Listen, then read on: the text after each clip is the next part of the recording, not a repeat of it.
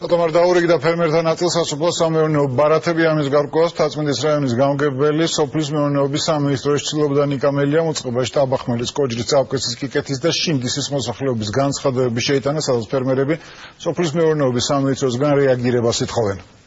ეს ვაუჩერი ბოლო არ მოგვივიდა. Tarça ese დასათესი, დასახმელდა ესე გასაცოდებული არის ეს ტერიტორია. ელგუჯაია შაღაშვილი ერთ-ერთია იმ ფერმერთაგან, რომელსაც სოფლის სამეურნეო ბარათი არ მიუღია. ის თანასოფლელების მსგავსად თავს სოფლის მეურნეობით და მეცხოველეობით ირჩენს. ელგუჯა სასოფლო სამეურნეო დანიშნულების 3000 მეტრი მიწის ფართობი აქვს, თუმცა ამ ბლშომის დამუშავებას უსახსრობის გამო ვერ ახერხებს. მიწის ფართობის დამუშავება ვერც ხვიჩას უქიაშვილმა მოახერხა. სოფლის მეურნეობის მინისტრი რო გამოვიდა და გითხრა ყველა გრეხს დეგელხმარებით, თვითონ ამოვიდნენ ნახონ რამხელა მიწები გვაქვს, რა გვაქვს, ფერმები გვაქვს და ესე დაუმუშავებელი გვაქვს. დაიოთეს უნდა კარტოფილი, სვიმიდო, ლობიო, ხორბალი და ქერი. 1500-2000 ლარამდეც რა. და რაში გეყოფოდათ ეს? გეყოფოდა სასუქეში, გეყოფოდა სათაში, გეყოფოდა.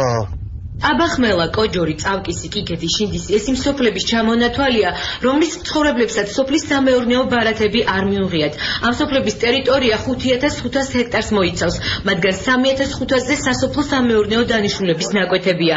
მოსახლეობამ დახმარებისათვის თაწმინდის რაიონის გამგებელს მიმართა.